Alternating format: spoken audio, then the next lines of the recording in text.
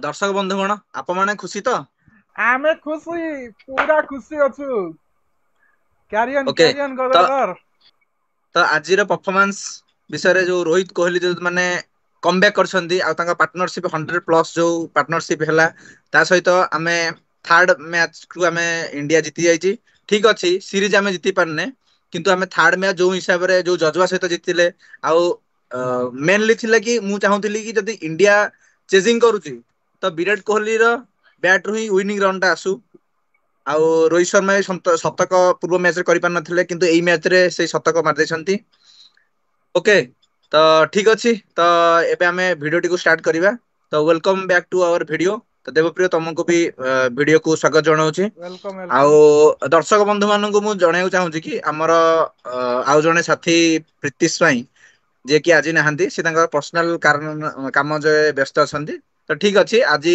ଆମେ ମାନେ ଭାବିଲୁ କି ଆମେ ଦୁଇ ଜଣ ହିଁ ଭିଡିଓଟିକୁ ଆଜି आगो को ବନେଇଦବୁ बढ़ेगा हाँ କାରଣ କାରଣ ଆଜିର ଯୋଉ ଗୋଟେ ମାନେ ଖୁସିର ମାହୋଲ ଅଛି ଇଣ୍ଡିଆନ କ୍ରିକେଟ ଫ୍ୟାନ୍ସଙ୍କ ଭିତରେ ଆଉ ଯେହେତୁ ଏଇଟା ଅଷ୍ଟ୍ରେଲିଆରେ ମ୍ୟାଚ ହଉଥିଲା ଆଉ ଅଷ୍ଟ୍ରେଲିଆରେ ବିରାଟ କୋହଲିର କ୍ରେଜ ସମସ୍ତେ ଜାଣିଥିବେ ଆଉ ବିରାଟ କୋହଲିଙ୍କ ବ୍ୟାଟ ରୁ ଆଜି ହିଁ ମାନେ ଦିଟା ମ୍ୟାଚ ହେଲାଣି ଯେହେତୁ ଶୂନ ଶୂନ ଆସୁଥିଲା ମାନେ ଡକ୍ ରେ ସେ ଆଉଟ ହେଇଯାଉଥିଲେ ଆଉ ଆଜି ତାଙ୍କ ଯେତେବେଳେ ବ୍ୟାଟ ର ପ୍ରଥମ ରନ୍ ବାହାରିଲା ତ ସେତେବେଳେ ଦର୍ଶକ ମାନେ ବହୁତ चियर अप ଉତ୍ସାହିତ ଥିଲେ करते बहुत बहुत ଓକେ ତ ଠିକ ଅଛି ଦେବପ୍ରିୟ ତୁମର କଣ ମତ ରହିବ ଆଜି ଭିଡିଓ କୁ ଆମେ ଷ୍ଟାର୍ଟ କରିବା तुम आए तो आया मुझे याद सिडनी में आज रुको निकले तो वेलकम वेलकम गदाधर एते दिन पर ୱେଲକମ गोटे ୱେଲକମ ଭାଇ ୱେଲକମ माने खुशीर माहौल खेलीगला ऑफकोर्स इंडिया ଆଜି ଭାଇ ଶାନ୍ତି ଆଜି ନାଇଁ ଶାନ୍ତି ନାଇଁ ଭାई ଅଫକୋର୍ସ ଇଣ୍ଡିଆ ମାନେ ସିରିଜ ଜିତି ପାରିନଥିଲା ମ୍ୟାଚ ଜିତିଲା ଲାଷ୍ଟ ମ୍ୟାଚ ଜିତିଲା ଠିକ ଅଛି ବଟ୍ ପ୍ରିଭିୟସ୍ ମ୍ୟାଚ ଟା ସେକେଣ୍ଡ ଓଡିଆଇ ଟା ଯଦି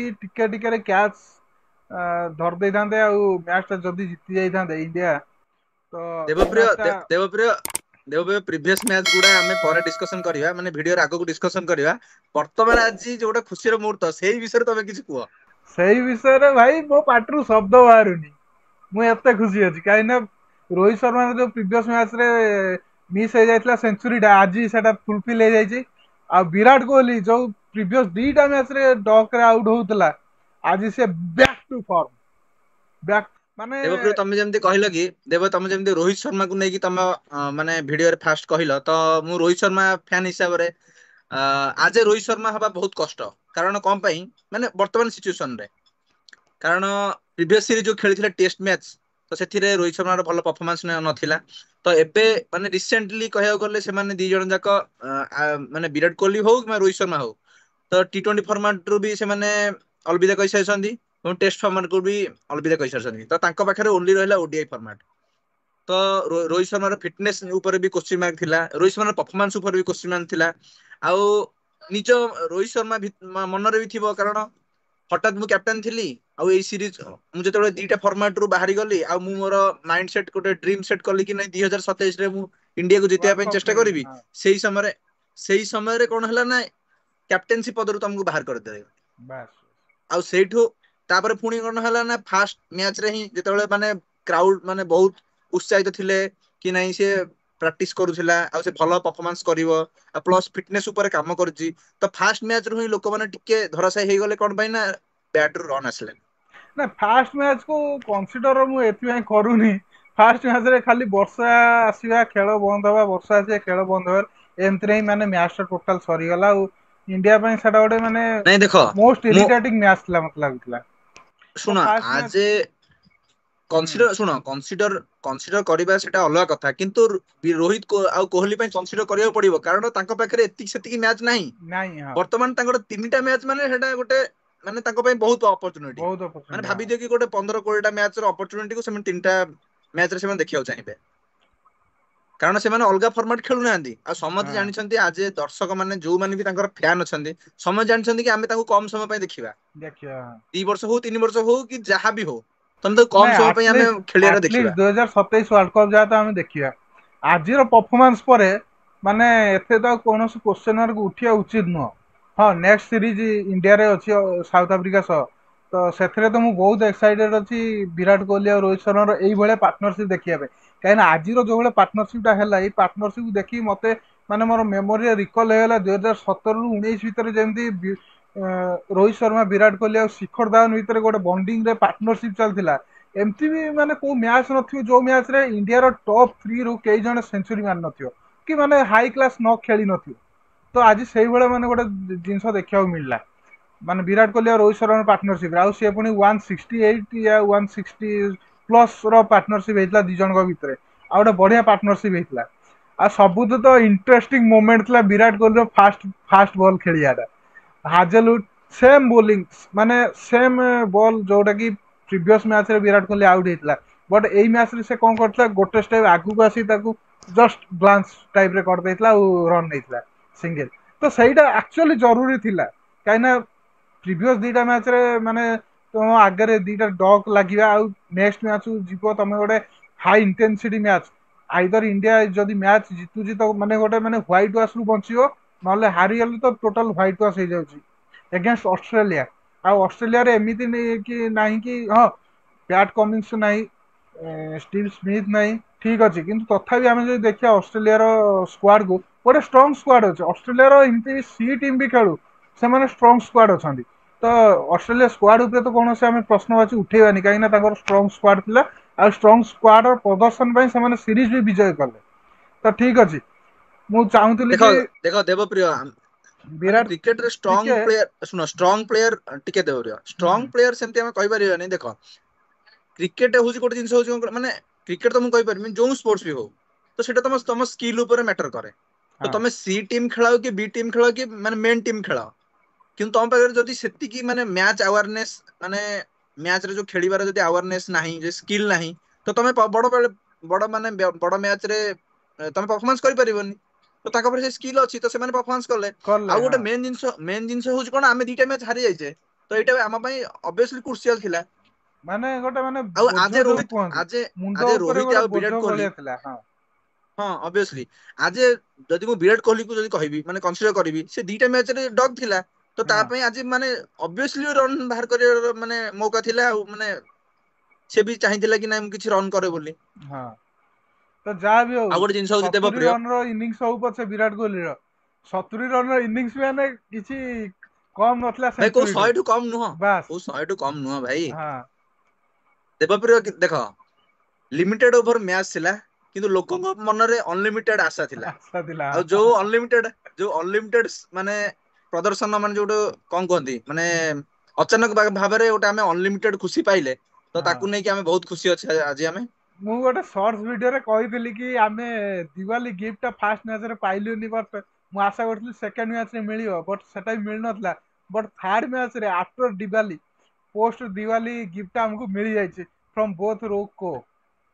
ସୋ ଭାଇ ମୁଁ ତ କହିବି ଏଇ ବର୍ଷ ମୋ ପାଇଁ ଦୀପାବଳି ଟିକେ ଲେଟ ରେ ଆସିଲା। କାରଣ ମୋ ଷ୍ଟୋରି ବି ଅଲରେଡି ମୁଁ ପକେଇଛି। ଦିସ୍ ଇୟର ଦିୱାଲି କେମ୍ late for me as okay I am a die hard fan of Rohit Sharma and yes Rohit scored a century. ମୁଁ ପ୍ରିଭିୟସ ମ୍ୟାଚରେ ମାନେ ଆଶା କରିଥିଲି କି ରୋହିତ ଶର୍ମା 100 କରୁ ବୋଲି କିନ୍ତୁ ମାନେ ଦୁର୍ଭାଗ୍ୟବଶତଃ ଅନଫର୍ଚୁନେଟଲି ହେଇପାରିନଥିଲା ହଁ ଗୋଟେ ହେଇପାରିନଥିଲା ହେଇପାରିନଥିଲା ବଟ୍ ଆଜି 100 ହେଇଯାଇଛି। ଆଉ ପ୍ରିଭିୟସଲି ଯେତେବେଳେ ରୋହିତ ଶର୍ମା କଟକରେ ମ୍ୟାଚ୍ ଖେଳିଥିଲେ ମାନେ ଚାମ୍ପିୟନ୍ସ ଟ୍ରଫି ପୂର୍ବରୁ ଯୋଉ ମ୍ୟାଚ୍ ଗୁଡା ହୋଇଥିଲା ତ ସେଥିରେ ବି ଇଂଲଣ୍ଡ ସହିତ 100 ମାରିଥିଲେ ଯିଏ କି ମୁଁ ମାନେ ନିଜେ ଷ୍ଟାଡିୟମ ରେ ଉପସ୍ଥିତ ଥିଲି। ଆଉ ସେଇଠୁ ଭଲ ମୁମେଣ୍ଟ ମାନେ ମୁଁ କ୍ୟାପଚର କରିପାରିନଥାନ୍ତି। ଭଲ ମୁଭମେଣ୍ଟ କ୍ୟାପଚର କରିପାରିନଥାନ୍ତ? ମାନେ ତାଠୁ ଭଲ ମୁମେଣ୍ଟ ମତେ ଆଉ ମିଳିନି। ଓ ହ ହଁ। ହଁ ସେଇଟା କହିବାକୁ ଓକେ ଚାହୁଁଥିଲି। ତ ଆମେ ଯଦି ଆଜିର ପରଫମାନ୍ସ ଉପରକୁ ଆସିବା ଭାଇ କଣ ମୁଁ କହିବି ଶୁଭନ ଗିଲ୍ ର ମାନେ ଟସ୍ ଜିତିବାର ଲକ୍ ହିଁ ନାହିଁ। ତିନିଟା ମ୍ୟାଚ ସେ ତିନିଟା ମ୍ୟାଚରେ ଟସ୍ ହାରିଲା। ଲକ୍ ନାଇଁ ଶୁଭନ ଗିଲ୍ ପାଖରେ ଟସ୍ ଜିତିବାର। ଠିକ ଅଛି ଟସ୍ ଜିତିକି ଅଷ୍ଟ୍ରେଲିଆ ବ୍ୟାଟିଂ ନେଇଥିଲା। ଆଉ ମୁଁ ବି ଚାହୁଁଥିଲି ଇଣ୍ଡିଆ ଆଜି ଚେଜିଂ କରୁ କାହିଁକି ନା ନାଇଁ ଗୋଟେ ନାଇଁ ସେ ଟାଇମରେ ବ୍ୟାଟିଂ କଣ ପାଇଁ ନେଇଥିଲା ନା ଦେଖ ବ୍ୟାଟିଂ ସେ କଣ ପାଇଁ ନେଇଥିଲା ନା ସେମାନେ ଅଲରେଡି ସିରିଜ ୱିନ୍ କରିସାରିଛନ୍ତି। ହଁ ତ ସେମାନେ ବି ନିଜକୁ ନିଜେ ଟେଷ୍ଟ କରିବାକୁ ଚାହୁଁଥିଲେ ଯେ ଆମେ ଫାଷ୍ଟ ବ୍ୟାଟିଂ କରିଲେ କେମିତି କଣ ପରଫମାନ୍ସ ରହୁଛି ବୋଲି।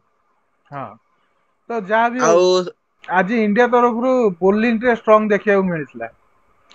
ଯେହେତୁ ଆମେ ତ ପ୍ରିଭିୟସ ଦିଟା ମ୍ୟାଚରେ ତ ମୁଁ କହୁଥିଲି why not Kuldeep Yadav why not Kuldeep Yadav ଆଉ ଆଜି କୁଲଦୀପ ୟାଦବ ମାନେ ପ୍ଲେଇଙ୍ଗ ଇଲେଭେନ କୁ ଆସିଲା ଆଉ ପରଫମାନ୍ସ ବି ଭଲ ଦେଇଛି। तो आम जदि आज इंडिया परफॉर्मेंस बा मैच परफॉर्मेंस उपरको आसिया तो ऑस्ट्रेलिया तो फास्ट टॉस जीतिकी बैटिंग नहीं आ बैटिंग रे से माने प्रथमे 236 रन करके ऑल आउट हो जाते आउ इंडिया तरफ हाईएस्ट विकेट टेकर थे लॉर्ड लॉर्ड हर्षित हर्षित राणा। राणा। राणा जी मुझको माफ करना गलती मारे से हो गई। गौतम गंभीर most favourite person in the recent time in the Indian cricket team. हाँ, भाई एमती भी मीम्स चलती जदि शुभमन गिल कैप्टेनसी रे फेल हो तो हर्षित राणा कैप्टेन हो इंडियन टीम रो। भाई भाई केमिति एटा पॉसिबल को एंगल रो? ना ना एटा मीम्स चलती जेहेतु ओके गौतम गंभीर फेवरेट पर्सन ना मु तो एक्चुअली आज भी मु माने सरप्राइज हो गली जते लास्ट मैच रे एक्चुअली नीतीश रेड्डी रो टिके इंजुरी कंसर्न आसीथिला तो ऑब्वियसली थिला कि से मे बी आज मैच खेली न पारे खेली नतला मध्य तो मु ता बदल रे कुलदीप यादव को टीम रे रखिया चाहूଥିଲି तो जोटा भी हेइथिला बट अर्शदीप को बाहर करके जो प्रसिद्ध कृष्णा को खेलैला तो से जगह मु भाबुଥିଲି जे हर्षित राणा को बाहर करके प्रसिद्ध कृष्णा को खेलै थांदा बट बट ठीक अछि। प्लान किछ अलगा थिला से माने भी चाहि देखो मु एटा गोटे रिलेट करबी कोन कि माने विराट कोहली को तो माने को प्लेयर सहित भी कंपेयर कर परिबेनी ना बट जिनस कोन थिला जे टी20 वर्ल्ड कप तापर चलतिला विराट कोहली परफॉर्मेंस करबे नथिले आमे हाँ, किंतु आशा बारी रखिथिले कि ना विराट कोहली फाइनल में परफॉर्मेंस करिवो। आसीबा तो आ गौतम गंभीर आसीथिला सेमती मध्य हाँ आसला मध्य तो गौतम गंभीर सेमती आशा करथिले कि दीटा मैच रे परफॉर्मेंस जदी ठीक ठाक हेइनी तो थर्ड मैच रे केला आसी पारे। हाँ। ନାଇଁ ଆକ୍ଚୁଆଲି ଗମ୍ଭୀର ପଛରୁ ପୁsh କରୁଛି ହର୍ଷିତ ରାଣାକୁ ଯେମିତି ତା ଷ୍ଟକ୍ ର ଭାଲ୍ୟୁ ଟା ବଢି ଯାଉ ପୁsh ହଉଛି ସେଦିନ ବି ବଢି ଯାଇଥିଲା ହଁ ସେକେଣ୍ଡ ଓଡିଆରେ ଅଲରେଡି ବଢି ଯାଇଥିଲା ବଢି କିନ୍ତୁ ଯାଇଥିଲା ହଁ ଯେହେତୁ ଆମେ କିଛି କ୍ୟାଚ୍ ମାନେ ପ୍ଲେୟରଙ୍କ ଦ୍ଵାରା କ୍ୟାଚ୍ ମିସ୍ ହେଇଗଲା ତ ସେଥିପାଇଁ ଷ୍ଟକ୍ସ ଟା ପୁଣି ଡାଉନ ହେଇଗଲା ଆଉ ସେଇ ହଁ ସେଇ ଯଦି ଓକେ ଠିକ ଅଛି ଆମେ ଆଜିର ସ୍କୋର କାର୍ଡ ବିଷୟରେ ଦେବପ୍ରିୟ କହିଦିଅ ତାପରେ ଆମେ ଡିସ୍କସନ କରିବା ପ୍ରଥମ ଦିଟା ମ୍ୟାଚ୍। ଓକେ ଆଜିର ସ୍କୋର କାର୍ଡ ବିଷୟରେ ଯଦି ଆମେ ଆସିବା ଅଷ୍ଟ୍ରେଲିଆ ଷ୍ଟାର୍ଟିଂ ତ ଗୋଟେ ଠିକ୍ ଠାକ୍ କରିଥିଲା ମାନେ ତାଙ୍କର ଫାଷ୍ଟ ୱିକେଟ୍ ପାଇଁ ପାର୍ଟନରସିପ୍ ହେଇଥିଲା 61 ରନ୍ ଆଉ ସେଥିରେ ମିଚେଲ ମାର୍ସ କ୍ୟାପ୍ଟେନ୍ 41 ରନ୍ ର ଇନିଂସ ଖେଳିଥିଲେ ଗୋଟେ ଭଲ ଇନିଂସ ଖେଳିଥିଲେ ଅବଶ୍ୟ ଆଉ ଟ୍ରାଭିସ୍ ହେଡ୍ ଏଗେନ୍ ମୁଁ ତ ଭାବୁଛି ଇଣ୍ଡିଆ ପାଇଁ ଏଇଟା ଲକି ଥିଲା ଏ ସିରିଜ ଯୋଉଥିରେ କି ଟ୍ରାଭିସ୍ ହେଡ୍ ର ସେମିତି କିଛି ସେଞ୍ଚୁରୀ ଆସିନାହିଁ ନହେଲେ ଟ୍ରାଭିସ୍ ହେଡ୍ ହଉଛି ଏମିତି ଗୋଟେ ପ୍ଲେୟର ଯିଏ କି ଇଣ୍ଡିଆକୁ ଦେଖିଲେ ତା ଭିତରେ ମାନେ ଗୋଟେ ରକ୍ତ ଗରମ ହେଇଯାଏ ମାନେ ଷଣ୍ଢ ଆଗରେ ଠିକ ନାଲି କଥା କପଡା ଦେଖେଇଲେ ଯେମିତି ଷଣ୍ଢ ରାଗିଯାଏ ଟ୍ରାଭିସ୍ ହେଡ୍ ଆଗରେ ଇଣ୍ଡିଆନ ଜର୍ସି ହଲେଇ ଦେଲେ ସେ ସେମିତି ରାଗିଯାଏ ତ ଯାହା ବି ଯାହା ହଉ କହିଲା ଦେବପ୍ରିୟ ନା ଯାହା ବି ହଉ ଏ ସିରିଜ ର ଗୋଟେ ପ୍ଲସ ପଏଣ୍ଟ ଥିଲା ଯେ ଟ୍ରାଭିସ୍ ହେଡ୍ କୁ ଆମେ ବହୁତ ଶୀଘ୍ର ହାତରେ କ୍ୟାପଚର ନାଇଁ କରିନେଇଥିଲୁ। ଆଜିର ମ୍ୟାଚ୍ ରେ ଯେତେବେଳେ ସିରାଜ ମାନେ ବୋଲିଂ କରୁଥିଲେ ତ ମାନେ ଯେତେବେଳେ ଆଉଟ୍ କଲେ ଟ୍ରାଭିସ୍ ହେଡ୍ କୁ ମାନେ ସେଇଟା ବି କହିବାକୁ ଗଲେ ଅଲମୋଷ୍ଟ ମାନେ ବାଉଣ୍ଡ୍ରି ବଲ୍ ଥିଲା ହଁ କିନ୍ତୁ ଫିଲ୍ଡ ପ୍ଲେସମେଣ୍ଟ ବାସ୍ ବାସ୍ ସୁମନ ଗିଲଙ୍କ ଭଲ ଥିଲା ତ ହଁ ସେଥିପାଇଁ ୱିକେଟ ଟା ଆମେ ପାଇଯାଇଥିଲୁ। ଓକେ ତ Mitchell Marsh 41 run Travis Head 29 Matthew Short 30 run Matt Renshaw ଯିଏକି ହାଏଷ୍ଟ ସ୍କୋରର ଥିଲେ ଅଷ୍ଟ୍ରେଲିଆ ପାଇଁ 56 ରନ୍ ଆଉ ତାପରେ ଆଲେକ୍ସ କ୍ୟାରିର ଟିକେ ଫିକା ପଡିଥିଲା ଯେହେତୁ ତାର ବି ଗୋଟେ କ୍ୟାଚ୍ ମିସ୍ ହେଇଥିଲା 8 ରନ୍ରେ ପ୍ରସିଦ୍ଧ କ୍ରିଷ୍ଣା ଦ୍ୱାରା ତ ସେ 24 ରନ୍ ସ୍କୋର କରିଥିଲେ କୋପର କର୍ଣ୍ଣଲି ସରି କଲୋନି ନୁହଁ କର୍ଣ୍ଣଲି ତ ଓକେ ସିଏ ବି 23 ରନ୍ ଯିଏ କି ପ୍ରିଭିୟସ୍ ମ୍ୟାଚରେ ମ୍ୟାଚ୍ ୱିନିଂ ଗୋଟେ ନ ଖେଳିଥିଲା ଆଉ ସେ 23 ରନ୍ କରି ଆଉଟ୍ ହେଇଥିଲା ଆଉ ତାପରେ Nathan Ellis 16 run Mitchell Owen 1 run Mitchell Starc 2 run ଆଉ Hazlewood not out Zampa 2 run ତ ଓଭରଅଲ୍ 236 ରନ୍ ରେ ଅଲ୍ ଆଉଟ୍ ହେଇଯାଇଥିଲା ଆଉ ଇଣ୍ଡିଆର ଆମେ ଯଦି ଦେଖିବା ଇଣ୍ଡିଆ ତାର 6ଟା ବୋଲିଂ ଅପସନକୁ ଆକ୍ଟିଭ ରଖିଥିଲା ଆଉ 6 ଜଣ ଯାକ ୱିକେଟ୍ ପାଇଥିଲେ ଆଉ ସେଥିମଧ୍ୟରୁ ହର୍ଷିତ ରାଣା ଯେମିତି ମୁଁ ପ୍ରିଭିୟସଲି କହିଲି ଯେ Harshit Rana highest wicket taker ଥିଲା ଆଉ ସେକେଣ୍ଡ ହାଇଏଷ୍ଟ ଥିଲେ 4ଟେ ୱିକେଟ। ୱାଶିଂଟନ ସୁନ୍ଦର ଯିଏକି 2ଟା ୱିକେଟ୍ ନେଇଥିଲେ ଯାହା ଓଭରଅଲ୍ ବୋଲିଂ ପରଫର୍ମାନ୍ସ ଇଣ୍ଡିଆର ଭଲ ଥିଲା ଆଉ ଗୋଟେ ପ୍ଲସ୍ ପଏଣ୍ଟ ଥିଲା କୁଲଦୀପ ଯାଦବ ପାଇଁ କୁଲଦୀପ ଯାଦବ ଏଇ ମ୍ୟାଚରେ ଖେଳିଲା ଆଉ ୱିକେଟ୍ ବି ପାଇଲା ହଁ ଟିକେ ଆମେ ଯଦି କହିବା ମାନେ ଇକୋନୋମି ଟିକେ ହାଇ ଥିଲା ତଥାପି ସେ ମ୍ୟାନେଜ କରିନେଲା ପଛରେ ପାଞ୍ଚ ରନ୍ 10 ଓଭରରେ 50 ରନ୍ ଦେଇକି ଗୋଟେ ୱିକେଟ୍ ନେଇଥିଲା। ତ ଏଇ ମ୍ୟାଚ୍ଟା ଆକ୍ଚୁଆଲି ପ୍ରସିଦ୍ଧ କ୍ରିଷ୍ଣା ପାଇଁ ଟିକେ ଅପ୍ ଡାଉନ୍ ଥିଲା। ହଁ ଅବଭିୟସଲି ସେ ବହୁତ ଦିନ ପରେ ଖେଳୁଛି ଓଡିଆଇ କ୍ରିକେଟ, ତ ପରଫର୍ମାନ୍ସ ଟିକେ ଅପ୍ ଡାଉନ୍ ଥିଲା, ତଥାପି ସେ ଗୋଟେ ୱିକେଟ୍ ନେଇଥିଲା। ତ ପୁଣି ଆମେ ଯଦି ବ୍ୟାକ୍ କରିବା ଇଣ୍ଡିଆର ବ୍ୟାଟିଂ ପରଫର୍ମାନ୍ସକୁ, କାହା ଆଗରେ ତ ଆଉ ଲୁଚିକି ନାହିଁ ରୋକଙ୍କର କମାଲ ଇନିଂସ। ଆଉ ଏ ସିରିଜ ଆଜ ଏ ପ୍ଲେୟର ଶୁଭମନ ଗିଲ୍ ଆଜ ଏ ବୋଥ ପ୍ଲେୟର ଆଣ୍ଡ କ୍ୟାପ୍ଟେନ୍ ତ କହିବାକୁ ଗଲେ ଫେଲ୍ ହେଇଛି। ହଁ ଗୋଟେ ଏଟା ଲର୍ଣ୍ଣିଂ ଫେଜ୍ ତା ପାଇଁ ଅବଶ୍ୟ ଆମେ କହିପାରିବା, ଯେହେତୁ ବହୁତ ବିରାଟ କୋହଲି ଆଉ ରୋହିତ ଶର୍ମା ତାକୁ ଆଜି ବି ବହୁତ କିଛି ମାନେ ଫିଲ୍ଡ ପ୍ଲେସମେଣ୍ଟ ପାଇଁ ବହୁତ କିଛି ସେମାନେ ତାକୁ କହିଥିଲେ କି ଏମିତି କର ସେମିତି କର, ଯାହାକି ତା ପାଇଁ ବହୁତ କାମ ହେଲ୍ପଫୁଲ ହେଇଥିଲା। ତ ଏଟା ଆକ୍ଚୁଆଲି ଶୁଭମନ ଗିଲ୍ ପାଇଁ ଇନ୍ ଓଡିଆଇ ଫର୍ମାଟ ଗୋଟେ ଲର୍ଣ୍ଣିଂ ଫେଜ୍ ଆଜ୍ ଏ କ୍ୟାପ୍ଟେନ୍। ଆଉ ଆଜ୍ ଏ ପ୍ଲେୟର ସେ ଫ୍ଲପ୍ ହେଇଛି ଏ ସିରିଜ ଆମେ ଯଦି କହିବାକୁ ଯିବା। କ୍ୟାପ୍ଟେନ୍ ପାଇଁ ତଥାପି ମୁଁ ତାକୁ କିଛି କସନ ଦଉଛି, କାହିଁକି ନା ଫାର୍ଷ୍ଟ ସିରିଜ ଆଉ ତାର ଟେଷ୍ଟ କ୍ୟାପ୍ଟେନ୍ସିରେ ସେ ଫାର୍ଷ୍ଟ ସିରିଜରେ ବହୁତ ଭଲ ଆଜ୍ ଏ ବ୍ୟାଟର ବି କରିଥିଲା, ଆଜ୍ ଏ କ୍ୟାପ୍ଟେନ୍ ବି ସେ ପରଫର୍ମାନ୍ସ ଦେଇଥିଲା। ତ ଆଜି ମାନେ ମୁଁ ହୋପ୍ କରୁଛି କି ସେ ଓଡିଆଇ ଫର୍ମାଟରେ ସେ ସେମ୍ ଟାକ୍ଟିକ୍ସ ସେ ଆପଣେଇବ। ହଁ ବଟ୍ ଟିକେ ଟାଇମ୍ ଲାଗିବ। ଠିକ ଅଛି। ଦେଖ ଦେବପ୍ରିୟ ଦେଖ ଟେଷ୍ଟ, ତମେ ଯଦି ଟେଷ୍ଟ କଥା ଉଠାଉ ଚାହୁଁଛ ତ ଟେଷ୍ଟରେ ଆକ୍ଚୁଆଲି କଣ କି ତମକୁ କମ୍ ବ୍ୟାକ୍ କରିବାକୁ ଆଉ ଗୋଟେ ଇନିଂସ ତମକୁ ମିଳେ। ଇନିଂସ ମିଳିଯାଏ ହଁ। କିନ୍ତୁ ଲିମିଟେଡ ଓଭର ମାନେ ହ୍ୱାଇଟ୍ ବଲ୍ କ୍ରିକେଟରେ ତମକୁ ମାନେ ଥରେ ଯଦି ଫେଲ ହେଇଗଲ ବ୍ୟାଟିଂରେ ମାନେ ଆଉ ସେକେଣ୍ଡ ଚାନ୍ସ ନାହିଁ। ନାଇଁ ପୁଣି ତ ନେକ୍ସଟ ଡାଇରେକ୍ଟ ମୌକା। ଇମ୍ପାକ୍ଟ ତମକୁ ରେଜଲ୍ଟରେ ପକେଇବ, ହଁ ମାନେ ଇମ୍ପାକ୍ଟ ପକେଇବ। ହଁ ତ ସେଇ ହିସାବରେ ଓଡିଆଇ ରେ ତମକୁ ଆକ୍ଚୁଆଲି ଓଡିଆଇ ରେ ମାନେ ଓଡିଆଇ କଥା କୁହ କି T20 କଥା କୁହ, ତମକୁ ଗୋଟେ ଲକ୍ ଥିବା ଦରକାର। ହଁ ମାନେ ଲକ୍ ଫ୍ୟାକ୍ଟର ବି କରେ। ତ ଠିକ ଅଛି ବର୍ତ୍ତମାନ ତାର ଫାର୍ଷ୍ଟ ସିରିଜ ଆଜ ଏ କ୍ୟାପ୍ଟେନ୍, ଆଉ ରୋହିତ ଶର୍ମା ବିରାଟ କୋହଲି ବି ଏବେ ଯାଉନାହାନ୍ତି, ହଁ ତାକୁ କିଛି ଗାଇଡାନ୍ସ ଦେବେ। ଦେବେ ଆଉ ହଁ। ସେ ବି ମାନେ ଆଗକୁ ଭଲ କରିବେ ବୋଲି ମୋର ଆଶା ଅଛି। ଆଶା ଟସ୍ ଅଛି ହଁ। ଜିତିବା ଟସ୍ ଜିତିବା ହାରିବା ମୁଁ ତ ଗୋଟେ ମ୍ୟାଚ୍ କୁ କଥା ଇମ୍ପାକ୍ଟ କହିବି ପକାଏ। ଟସ୍ ଜିତିବା ପାଇଁ କହୁଛି, ପ୍ଲିଜ ହଉ। Please Shubman Gill batting practice ସହିତ ଟସ୍ ପାଇଁ ବି ପ୍ରାକ୍ଟିସ କରିଦେ, କାହିଁକି ନା ଟସ୍ ଜିତିବାର ନାଁ ଗନ୍ଧ ହିଁ ନାହିଁ ଶୁଭମନ ଗିଲ୍। ଠିକ ଅଛି।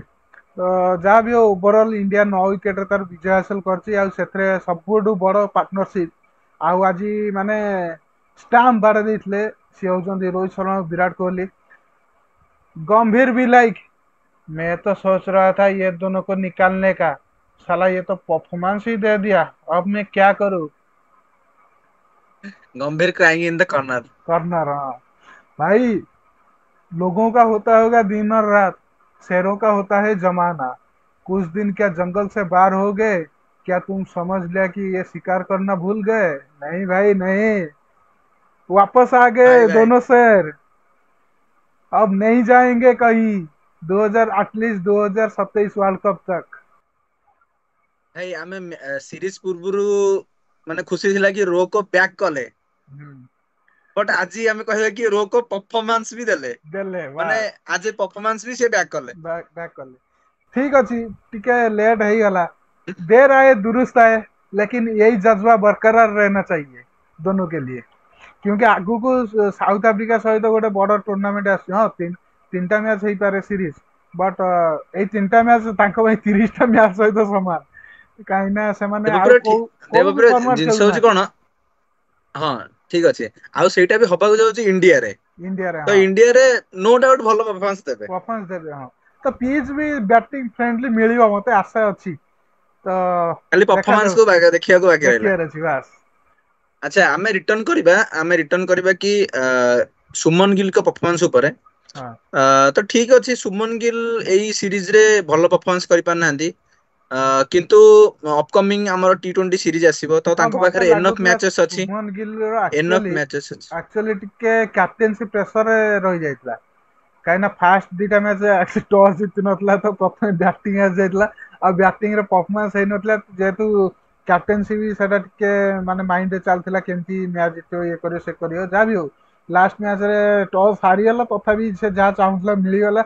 ଇଣ୍ଡିଆକୁ ବୋଲିଂ ମିଳିଗଲା, ସରି ଇଣ୍ଡିଆକୁ ଫାଷ୍ଟ ବୋଲିଂ ମିଳିଗଲା। ତ ଚେଜିଂ କରିବାକୁ ମିଳିଯାଇଥିଲା ଇଣ୍ଡିଆକୁ।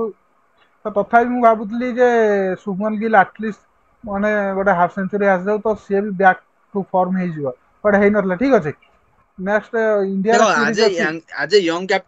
ଆଜ ଏ ୟଙ୍ଗ କ୍ୟାପ୍ଟେନ ମାନେ ପ୍ରେସର ତ ରହିବ ନୋ ରହିବ ଡାଉଟ। ହଁ କିନ୍ତୁ କିନ୍ତୁ ପ୍ରିଭିୟସଲି ଆମେ ଯଦି ଦେଖିବାକୁ ଯିବା ମାନେ ଯୋଉ ଟେଷ୍ଟ ରେ ସେ କ୍ୟାପ୍ଟେନ୍ସି ଯେତେବେଳେ ଭାର ନେଲେ ଆଉ ହଁ ତାଙ୍କ ପରଫର୍ମାନ୍ସ କିନ୍ତୁ ବହୁତ ବଢିଆ ଥିଲା। ହଁ ଟେଷ୍ଟ ସେ ଆକ୍ଚୁଆଲି ଫିୟରଲେସଲି ଖେଳିଥିଲା नो ଡାଉଟ। ଫିୟରଲେସଲି ଟେଷ୍ଟ ସେ ଖେଳିଥିଲେ ହଁ। ଫିୟରଲେସଲି ଖେଳିଥିଲା ବଟ୍ ଏଠି ତ ନୋ ଯେହେତୁ ଡାଉଟ ୱାନ୍ ମାନେ ଡେ ଏତେ ଦିନ ସୁମନ ପରେ ଗିଲ୍ ଗୋଟେ ଉପରେ ହଉଛି ହଁ ପ୍ରଶ୍ନବାଚକ ଚିହ୍ନ ମାନେ କୋଶ୍ଚିନ୍ ମାର୍କ ଉଠେଇବା କଥା ନୁହଁ ହଁ କିନ୍ତୁ ଜଷ୍ଟ ଫର ମାନେ ପରଫର୍ମାନ୍ସ ୱାଇଜ ଆମେ ଟିକେ ଡିସ୍କସନ କରିଦେଲେ କିନ୍ତୁ ନୋ ଡାଉଟ ସେ କମବ୍ୟାକ୍ କରିବ। କରିବ ହଁ କରିବ नो ଡାଉଟ। ଓକେ ତ ପୁଣି ଆମେ ଫେରି ଆସିବା ରୋକୋଙ୍କ ଉପରକୁ। ହୁଁ, ଆଉ ମୁଁ ଦର୍ଶକଙ୍କୁ ଜଣେଇ ଦେବାକୁ ଚାହୁଁଛି ଯେ ରୋହିତ ଶର୍ମା ସବୁଠୁ ଅଧିକ ରନ୍ ସ୍କୋର ଏଇ ଏଇ ସିରିଜ ର। ସିରିଜରେ 202 ରନ୍ ହଁ। ଆଉ ଆଜି ତ ମ୍ୟାନ ଅଫ ଦି ମ୍ୟାଚ ହେଇଛନ୍ତି ତା ସହିତ plus man of player the the series. Match ହଁ player man of the series player of the match. ବାସ୍ ଆଉ ଓକେ ୟାଠୁ ଆଉ ତ ବଡ ପରଫମାନ୍ସ ସେ କଣ ଦେଇପାରିବ ଅଷ୍ଟ୍ରେଲିଆ ଟୁର ରେ।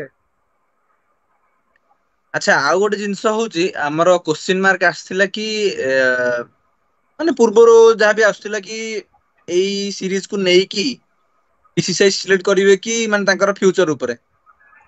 ତ ଏବେ କଣ ବ୍ଲାକ୍ ଟେପ୍ ବିସିସିଆଇ ଦେଇଦବା ତାଙ୍କ ମୁହଁକୁ ହଁ ଗୋଟେ ଯୋଉମାନେ ବି ମ୍ୟାଚରେ ସିଲେକ୍ଟ ପୋଲାର୍ଡ କରିଥିଲେ। ଯେମିତି ପୋଲାର୍ଡ ଯେମିତି ମୁହଁରେ ବ୍ଲାକ୍ ଟେପ୍ ମାରିକି ଖେଳୁଥିଲା ଏଥର ବିସିସିଆଇ ଯେତେବେଳେ ସିଲେକ୍ସନ କରିବେ ମୁହଁରେ ବ୍ଲାକ୍ ଟେପ୍ ମାରିକି ଲେଖିବେ। ଆଗ ଟେଷ୍ଟ ଦିଟା ନାଁ ଲେଖିଦେବେ ତାପରେ ସୁମନ ଗିଲ୍ ନାଁ ଟା ଲେଖିବେ। ହଁ। ଓକେ ଠିକ ଅଛି ଓକେ ତ ତ ଭିଡିଓ କୁ ଦେବପ୍ରିୟ ଆଉ ବେଶୀ ଲାଷ୍ଟ ଆମେ ଟାଣିବାନି ହଁ ହଁ। ହଁ ବେଶୀ ଟାଣିବାନି କିନ୍ତୁ ଖାଲି ଗୋଟେ ଜିନିଷ ଆମେ ଡିସକସନ କରିଦବା ଆମର ଯୋଉ ଫାଷ୍ଟ ଦିଟା ମ୍ୟାଚ ଥିଲା ହଁ ତ ସେଇ ମ୍ୟାଚ ଉପରେ ମୁଁ ଆଜି ଫାଷ୍ଟ ଭାବୁଛି କି ଆମେ ଯୋଉ ସେକେଣ୍ଡ ଓଡିଆ ଟା ଥିଲା ତ ସେଇ ବିଷୟରେ ଆମେ ଟିକେ ଡିସକସନ କରିଦବା। ମୁଁ ତ କହିବାକୁ ଚାହିଁବି କି ହଁ ଗଦାଧର ସେକେଣ୍ଡ ମ୍ୟାଚ ଟିକେ ଯଦି ଟିକେ ଆମେ ହାରିଲେ ଟିକେ ଗଦାଧର ଆଉ ଗୋଟେ ଖୁସିର ଖବର ଇଣ୍ଡିଆନ ଓମେନ୍ସ ଟିମ୍ ସେମିଫାଇନାଲରେ ପହଞ୍ଚି ଯାଇଛନ୍ତି ତ ସେମାନଙ୍କ ପାଇଁ ଗୋଟେ ତାଳି ହେଇଯାଉ। ନାଇଁ ବହୁତ ବଢିଆ ମାନେ ଯୋଉ ପ୍ରିଭିୟସଲି ଆମ ଯୋଉ ମ୍ୟାଚ ଥିଲା ନ୍ୟୁଜିଲାଣ୍ଡ ସହିତ ମାନେ ପୁରା ଫିୟରଲେସ୍ ବ୍ୟାଟିଂ। ଫିୟରଲେସ୍ ସ୍ମୃତି ସ୍ମୃତି ମାନ୍ଧାନା କୁହ ମନ୍ଧାନା ପ୍ରତିକା ରାୱଲ କୁଇନ୍ ହୁଅ ଅଫ୍ କ୍ରିକେଟ। ଯଦି Virat Kohli king of cricket ତ ସ୍ମୃତି ମାନ୍ଧାନା କୁଇନ୍ ଅଫ୍ କ୍ରିକେଟ। ଆଉ ମାନେ ଗୋଟେ ଜେନିମାର ବି ସେଞ୍ଚୁରୀ ଯୋଉ ହଁ ମାନେ ସେ ଇନିଂସ ଥିଲା ବହୁତ ବଢିଆ ଥିଲା ଆଟାକିଂ ମାନେ ଇନିଂସ ତିନି ଜଣ ଯାକ ପୁରା ଫିୟରଲେସ୍ ବ୍ୟାଟିଂ କରିଥିଲେ ହଁ ଆଉ ଯେମିତି ଲାଗୁନଥିଲା ତାଙ୍କ ଉପରେ କିଛି ପ୍ରେସର ଅଛି କିନ୍ତୁ ମ୍ୟାଚରେ ବହୁତ ପ୍ରେସର ଥିଲା ମାନେ ପ୍ରେସର ଥିଲା କହିବାକୁ ହଁ ଗଲେ ଆମର ଗୋଟେ କ୍ୱାର୍ଟର ଫାଇନାଲ ହଁ ମାନେ ହଁ ଭର୍ଚୁଆଲ କ୍ୱାର୍ଟର ଫାଇନାଲ ଚାଲିଥିଲା ନକଆଉଟ ଆମର ମ୍ୟାଚ୍ ଟାଇପ ର ଥିଲା ହଁ ଆମର ନ୍ୟୁଜିଲାଣ୍ଡ ଆଉ ଇଣ୍ଡିଆ ଭିତରେ ଆଉ ସେଥିରେ ବହୁତ ବଢିଆ ପରଫର୍ମାନ୍ସ କରିଥିଲେ। ଆଉ ପୂର୍ବରୁ ଯେମିତି ଆମର ଡିସକସନ ହଉଥିଲା କି ମାନେ ଗୋଟେ ଆସିଥିଲା କି ପାଞ୍ଚଟା ବୋଲରକୁ ନେଇକି ସେମାନେ ଖେଳୁଛନ୍ତି। ଯଦି କିଛି ବି ମାନେ ବୋଲିଂରେ ଏପଟ ସେପଟ ହେଲା ତ ସିକ୍ସ ବୋଲର କିଏ ଆସିବ। ସିକ୍ସ ବୋଲର ଯିଏ ବି ଅଛନ୍ତି ସେମାନେ ପାର୍ଟ ଟାଇମର ମାନେ part timer in the sense total bowling ହିଁ ସେମାନେ କରୁନାହାନ୍ତି। ମାନେ କରୁନାହାନ୍ତି ଅଲଗା ହଁ ଯୋଉ ଇଣ୍ଟରନ୍ୟାସନାଲ ମ୍ୟାଚକୁ ଦେଖିବା ଆମେ ସ୍ମୃତି ମାନ୍ଧାନା ବୋଲିଂ କରିବାକୁ ଆସିଥିଲେ କିଛି ଓଭର ପାଇଁ କିନ୍ତୁ ତାଙ୍କ ଉପରେ ମାନେ ବ୍ୟାଟର ମାନେ ହାବି ହେଇଯାଇଥିଲେ। ହଁ। କାରଣ ସେ ରେଗୁଲାରଲି ବୋଲିଂ କରନ୍ତିନି ତ ସେଇ କୋଶ୍ଚିନ୍ ମାର୍କ ବି ଥିଲା ତ ଠିକ ଅଛି ସେଇ ମାନେ ତାକୁ ନେଇକି ବି ଟିକେ ସର୍ଟ ଆଉଟ ହେଇଛି ବଟ ଫିର ବି ମୁଁ ଚାହୁଁଛି କି ସିକ୍ସ ବୋଲିଂ ଅପସନ ସେ ଆଗକୁ ରଖିବ ହଁ ମାନେ ବଟ୍ ଯୋଉ କାହାକୁ ସ୍କ୍ୱାଡରୁ ବାହାର ନକଆଉଟ ମ୍ୟାଚ୍ କରିବେ ଗୁଡା ହବ ପ୍ଲେଇଙ୍ଗ ଇଲେଭେନରୁ କିଏ ଆଉ ବାହାରକୁ ଯିବ ଜେମିମା ରୋଡ୍ରିକ୍ସକୁ ଫାଷ୍ଟ ବାହାର କରିଥିଲେ ପୁଣି ଯେତେବେଳେ ତାକୁ ବ୍ୟାକ୍ କଲେ ସିଏ ଗୋଟେ ତଗଡା ପରଫମାନ୍ସ ଦେଇଥିଲା। ଏବେ କାହାକୁ ତମେ ବାହାର କରିବ ହରଲିନ ଦେଓଲ ଯିଏ ପରଫମାନ୍ସ 3 ନମ୍ବରରେ ଭଲ ଦଉଛି ଅବଭିୟସଲି ସେ 40-30 ଏମିତି ରନ୍ କରୁଛି 50 କରିପାରୁନି କି ବଡ ସ୍କୋର କରିପାରୁନି ମେ ବି ତାକୁ ସେମାନେ ଟିକେ ଡିଫର କରିପାରନ୍ତି। ଯେ ସ୍କ୍ୱାଡରୁ ସରି ପ୍ଲେଇଙ୍ଗ ଇଲେଭେନରୁ ବାହାର କରିବା ପାଇଁ ଆଉ ଅଲରାଉଣ୍ଡର ଗୋଟେ ଆଣିବା ପାଇଁ ମେ ବି ନାଇଁ ପ୍ରିଭିୟସ ମ୍ୟାଚକୁ ତ ଦେଖାଯାଉ ଦେଖିକି ଶୁଣ ପ୍ରିଭିୟସ ମ୍ୟାଚକୁ ତ ଦେଖିକି ଲାଗୁଛି କି ଯେ ଆମର ଯଦି ଏଇ ମ୍ୟାଚକୁ ଏଇ ଟିମକୁ ନେଇକି ଆମେ ଯଦି ଭଲ ପରଫମାନ୍ସ ଦେଇଛେ ହଁ ତ ସେମିରେ ବି ସେଇ ଟିମକୁ ରଖିବାକୁ ଆମେ ଚେଷ୍ଟା କରିବା। ଆକ୍ଚୁଆଲି ପ୍ରିଭିୟସ ମ୍ୟାଚର ସବୁଠୁ ବଡ ପ୍ଲସ ପଏଣ୍ଟ ଥିଲା ରେଣୁକା ସିଂ ଠାକୁର। ନାଇଁ ଯିଏ କି ଆଉ ଗୋଟେ ଜିନିଷ ହଉଛି ବେନିଫିଟ ଆଉ ଗୋଟେ ବେନିଫିଟ କଣ ଆମର ରେନ୍ ଆସିଗଲା। ହଁ ତ ସେଥିପାଇଁ ବି ଡିଏଲଏସ ରେ ସେମାନେ ବି ଟିକେ ବହୁତ ଓଭର କଟି ଡିଏସ୍ଏଲ ଯାଇଥିଲା ମାନେ ଆଉ ଟିକେ ରନ୍ ହଁ ଟିକେ ବଢି ଡିଏଲଏସ୍ ଯାଇଥିଲା ହଁ ରନ୍ ବଢିଯାଇଥିଲା ଯୋଉଟା କି ଫେଭରାଇଟ ହେଇଯାଇଥିଲା ମାନେ ଇଣ୍ଡିଆକୁ। ଇଣ୍ଡିଆ ପାଇଁ ହଁ ହଁ ତ ଓକେ ଠିକ ଅଛି ଠିକ ଅଛି ତ ଆମେ ତ ସେମିଫାଇନାଲ କୁ ମାନେ ଯାଇଛେ ଆଉ ଭଗବାନ କରନ୍ତୁ ଦେଖାଯାଉ ଅଷ୍ଟ୍ରେଲିଆ ସହିତ ମତେ ଲାଗୁଛି ବୋଧେ ସେମିଫାଇନାଲ ଟା ପଡିବ। ତ ସେଇଟା ପଡିବ ତ ଭାଇ ଲାଗୁଛି ନା ସମସ୍ତେ ଅଷ୍ଟ୍ରେଲିଆ ଜାଣିଛନ୍ତି ସହିତ ଭାଇ ବହୁତ ଟଫ୍ ଟପ୍ ହଁ ଅଷ୍ଟ୍ରେଲିଆ ମାନେ ମେନ୍ କ୍ରିକେଟର ହଉ କି ଓମେନ୍ସ କ୍ରିକେଟର ହଉ ହଁ। ମାନେ ଏଗେନଷ୍ଟ ଅଷ୍ଟ୍ରେଲିଆ ପୁଣି ନକ୍ଆଉଟ୍। ନକ୍ଆଉଟ୍ ବଡ ସେଇ ମାନେ ଆଉ ସେଇ ଗୋଟେ ଷ୍ଟେପ ମାନେ କ୍ରସ୍ କରିବାର ଅଛି ତାପରେ ଦେଖିବା ନୋ ଡାଉଟ ଯଦି ଫାଇନାଲରେ କିଏ ଦେଖ ଆସୁଛି। ନୋ ଡାଉଟ ଯଦି ସେମିଫାଇନାଲ ଯଦି ଜିତିଗଲ ତମେ ଅଲମୋଷ୍ଟ 80% ତମେ ୱାର୍ଲଡ କପ୍ ଜିତିଲା ୱାର୍ଲଡ ଭଳିଆ କପ୍ ଲାଗିବ। ଜିତିଲା ହଁ କାରଣ ଏଗନେଷ୍ଟ ତମେ କାହାକୁ ହରଉଛ ଅଷ୍ଟ୍ରେଲିଆ। ଅଷ୍ଟ୍ରେଲିଆ। ଓକେ ଠିକ ଅଛି ଗଦାଧର, ଆଉ ଭିଡ଼ିଓକୁ ବେଶୀ ଲମ୍ବା ଟାଣିବାନି। ଆଉ ନେକ୍ସଟ ତ ସିରିଜ ଆରମ୍ଭ ହେଉଛି ପୁଣି ଅଷ୍ଟ୍ରେଲିଆ ସହିତ T20 ମ୍ୟାଚ୍। ସୂର୍ଯ୍ୟ କୁମାର यादव କ୍ୟାପ୍ଟେନ୍ସିରେ ଷ୍ଟାର୍ଟ ହବ नेक्स्ट आई थिंक 29 तारीख।